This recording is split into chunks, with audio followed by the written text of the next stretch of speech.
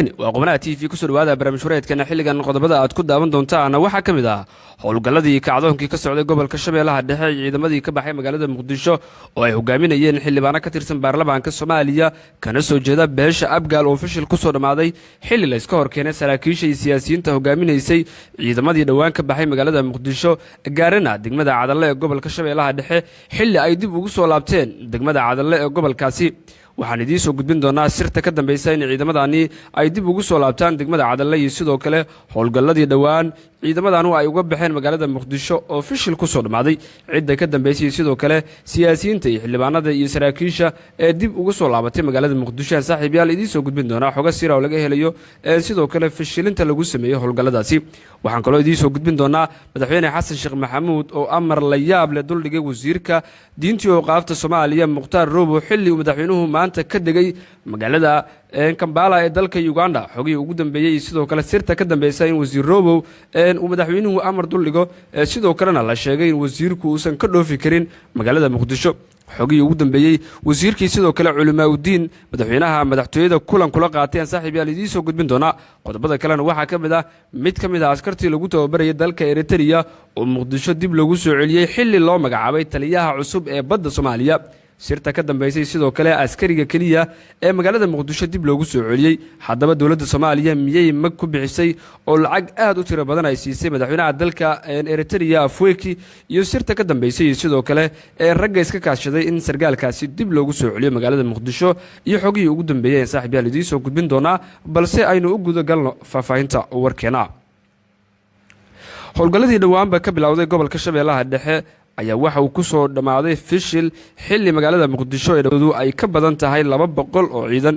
sidoo kalena ciidamadani waxa horkacayay xildhibaano ka tirsan golaha shacabka uu ka mid yahay xildhibaan Maxamed Cajiib oo ka soo jeeda beesha Abgaal ee kuna matala golaha shacabka baarlamaanka Soomaaliya xildhibaan Maxamed Cajiib sidoo kale xildhibaan Abukaate iyo saraakiil kamid ah beesha Abgaal ayaa ciidamadani hogaaminayay waxayna dhawaanahanba ka ama baxeen magaalada Muqdisho iyagoo magaalada ka watay gaadiid aad u tiro badan sidoo kale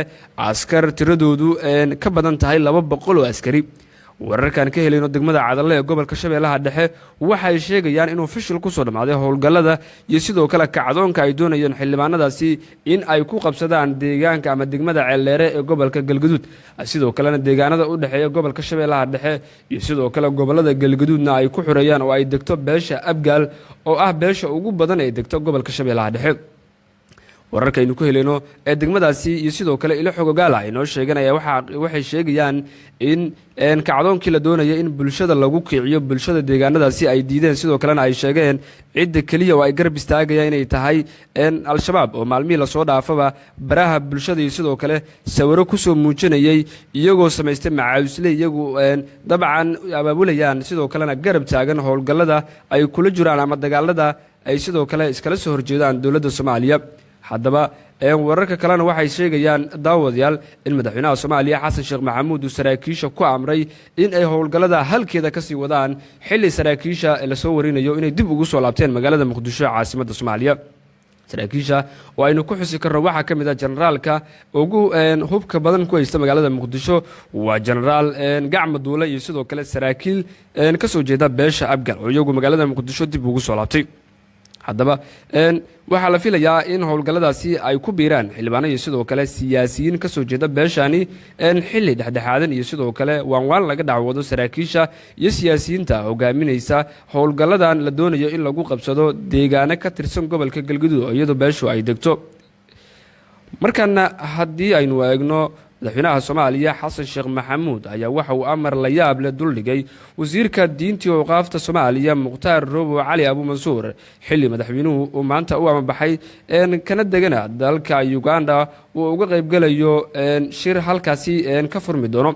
sidoo kale wararkaynu ku helayno filla Soomaaliya ayaa waxay tibaaxayaan in madaxweynuhu arintan ku salaynayo in uu shaki soo kala dhaxgalay laamaha amniga sidoo kalena uu ku wargeliyay wasiirka diintii oo qaafta Soomaaliya Muqtaar Roobo Cali Abu Mansuur inuu san ka dhoofi karin magaalada Muqdisho sidoo kalena filla Soomaaliya waxa maanta kulan ku yeeshay culimaadudiinka Soomaaliyeed iyo sidoo kale madaxweynaha Soomaaliya kulankani waxa qayb ka ah wasiir Muqtaar Roobo dabcan markii kulanku soo dhamaaday ayaa wasiirka iyo sidoo kale madaxweynaha Soomaaliya waxa ay kulan gaar ku yeesheen isla filla Soomaaliya xooga gaara oo aan ka helayno fila soomaaliya ayaa arrintaasi nala wadaagay sidoo kalena waxay arrintani ku sheegeen in madaxweynuhu soomaaliya uu u dan leeyahay in howlgallada socda iyo aana la fashilin sidoo kalena dagaalada ee ka soconaya gobollada galgaduud shabeellaha dhexe shabeellaha hoose iyo sidoo kale hiiraan oo inta badanba ay ka soconayaan madaxweyne xasan sheekh maxamuud ayaa faray wasaaradda diinta iyo qaabta in la qabto sidoo kalena la weyneeyo ama la qabto shirweyne culimada Soomaaliyeed ay isugu keenayaan si looga arinsado dhismaha hay'adda culimada Soomaaliyeed madaxweynaha waxa uu tilmaamay in dagaalka socda ee dalka laga xoreynayo al-shabaab ay lafdhabar u yihiin culimada Soomaaliyeed oo ah dhaxal ee dhowriyaasha diinteena suuban waxauna la wadaagay sida ay muhiim u tahay in cilmigooda iyo sidoo kale codkooda ku garab istaagaan halganka wada jirka oo ay wadaan ciidamada qalabka sida iyo sidoo kale dadka deegaanka oo la magac baxay Macawisley